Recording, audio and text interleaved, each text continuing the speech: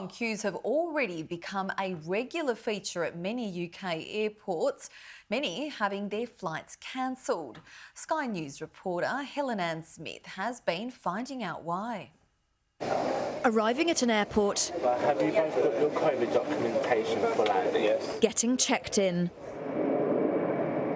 making it onto the plane. Things that have been fraught and uncertain this summer. But at London's Southend Airport, you might notice something unexpected. This airport is very, very quiet. Passenger numbers here are down 95% on 3 years ago. Airlines pulled out during the pandemic and haven't returned.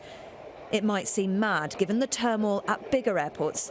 The boss has offered to help airlines to host flights at risk. We've reached out actually to many of the people who are going to be affected by some of the impacts. I think the issue is that it's just very late for people. So we may be able to play, candidly, a minor role in it, but a minor role is a useful role if it's your flight that's affected. Where we are is we've got a hiatus situation this summer. It's not been great. Let's not kid ourselves. It's been far from great. It needs to be much better for next year, and I'm sure it will be. Many would agree, like those who experienced this. As demand boomed, the system buckled. Cancellations, queues and lost bags. Things got so strained at Heathrow, a customer cap's now imposed. Flyers, even here, were still cautious. Definitely we were keeping an eye on this, half expecting things to, to fail or for us to need to maybe use insurance. Literally every day we was out texting each other hoping they weren't going to be cancelled. Why wouldn't you choose a bigger airport? Because of the chaos.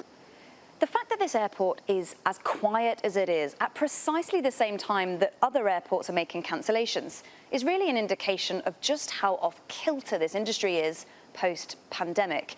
It was one of the hardest hit sectors. Rebuilding was already a huge challenge. Sustaining that new customer demand and confidence will be paramount. The biggest process that we have to follow is to ensure that we can get you security cleared. The key cause is a chronic lack of staff, something Kully's working hard to address. He's an aviation recruiter, and his job has never been harder. Vacancies, he says, have doubled, and applicants, well, they've halved. Too many let go during COVID. They found better jobs with better terms and conditions, which then enabled them to actually think, I don't want to work in the airport environment now. I don't want to work shifts no more. I've got some clients who are coming to me crying, saying, I booked in 10 people. No one turned up for interviews. And that is a reality.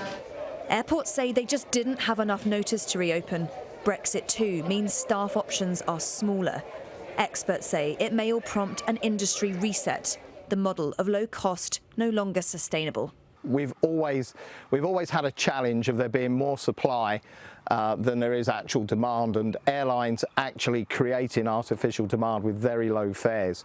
We'll see either fewer airlines or we're going to have to pay a more realistic price for our airfares. Airports and airlines say things are improving, but passengers may well expect better.